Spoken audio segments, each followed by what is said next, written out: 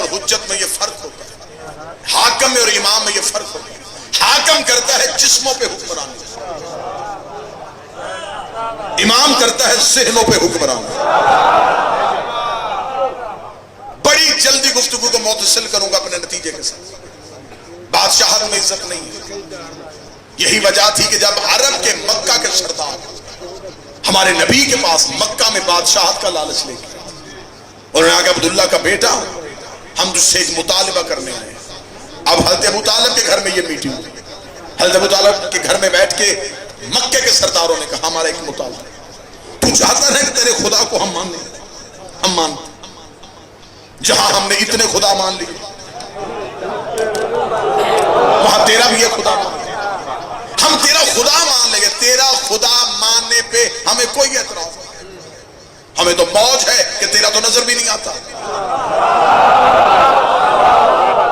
مان لیں گے۔ تو رسول نے کہا پھر مانتے کیوں نہیں؟ انہوں نے کہا ایک شرط ہے، ایک بات ہم مانیں گے ایک تو مان، ہم تیرے خدا کو مانیں گے، تو ہمارے خداؤں کو برا نہ کر۔ اچھا یہ کافروں کا شروع سے مزاج ہے کہ ہم تمہارا مان لیتے ہیں،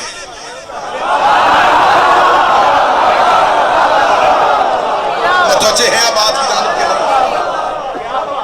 یہ کفر کا شروع سے مزاج ہے،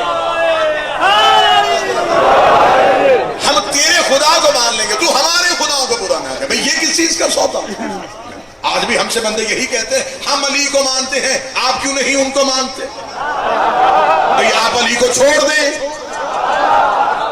ہم نے کوئی آپ کی گھر جا کے منت کی ہے کہ آپ علی کو مانیں، لیکن اگر آپ علی کو مانتے ہیں تو پھر ان کو کیوں مانتے ہیں جن کو علی خود نہیں مانتے تھے؟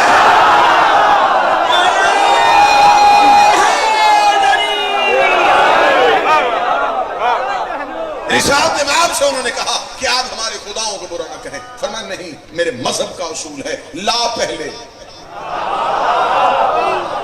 اللہ بات۔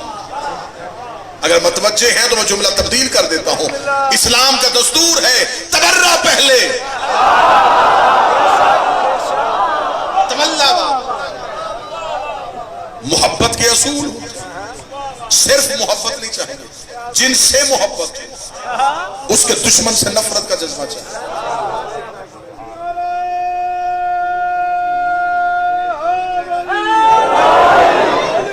اس لیے تو ہم ملک میں کہہ رہے ہیں کہ ہم ہر طرح کا اتحاد کرنے کے لیے تیار ہیں، بس نیچے نہ، لیکن وہ اتحاد ہوگا آل محمد کی محبت میں۔ بات چلے جی، ہمارے خداؤں کو برا نہ کہہ۔ رسول نے کہا اگر میں کہوں تو انہوں نے کہا ہم تیری مخالفت کریں، اور اگر تو نہیں کہے گا تو ہم تیرا ساتھ دیں گے۔ رسول نے کہا پھر میں تو نہیں اپنے مذہب کی روش کو چھوڑ۔ انہوں نے کہا پھر ایک اور سودا کریں۔ یہ سب کچھ اگر تو حکومت کے لالچ میں ہو رہا ہے، موضوع جی صحیح ہے، پھر ہم تجھے دیتے ہیں مکہ میں سرداری۔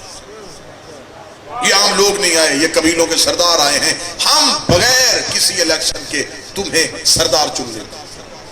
صرف سرداری نہیں دے رہے، کسی بڑے گھر کا رشتہ بھی دے رہے۔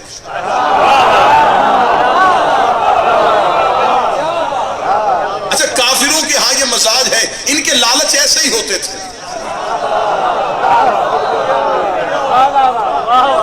تو آپ چھوڑ دیں، کیا اب میں کسی مشکل کتاب کا حوالہ نہیں دوں گا، سلیبس کی کتابوں میں رسول کا جواب لکھا ہے، اسلامیات میں لکھا ہے۔ رسالت امام نے کہا دائیں ہاتھ پہ سورج رکھو، بائیں ہاتھ پہ چاند رکھو۔ میں پھر بھی تمہارے بنگلوں سے زیادہ ابو طالب کے گھر کو ترجیح دوں گا۔ تمہارے گھروں میں کفر رہتا ہے، اس کے صحن میں کل ایمان رہتا ہے۔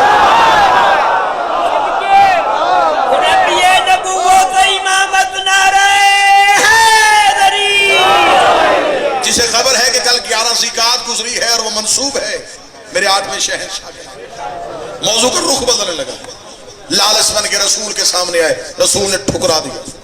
یہی حکومت پھر علی کے دروازے میں لالچ بن کے، علی نے فرمایا اٹھاؤ اپنی زخمی اونٹنی کو،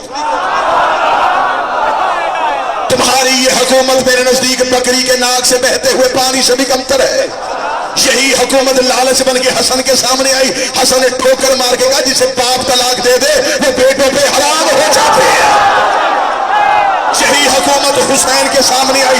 حسین نے کربلا میں چیر کے بتا دیا کہ تمہاری حکومت میرے عسکر کی مسکراہٹ کی آگے بھی کچھ نہیں ہے. یہی حکومت سجاد کے سامنے دھمکی پن کی آئی. سجاد نے شام کی گلیوں میں رول کے رکھ دیا. یہی حکومت باقر کے سامنے آئی. باقر نے علم کے دریا بہا کے ان کی جہالت کے چہرے دکھا دیے.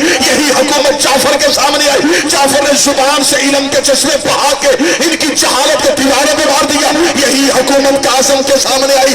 اپنی عطا کے مینار کھڑے کر کے ان کی نظم کی چھتیں گرا دی. جب رضا کا دور آیا تو پھر وہی مکے والا لالچ رضا کے دروازے پہ آ کے کہتے ہیں سرداری بھی لے لے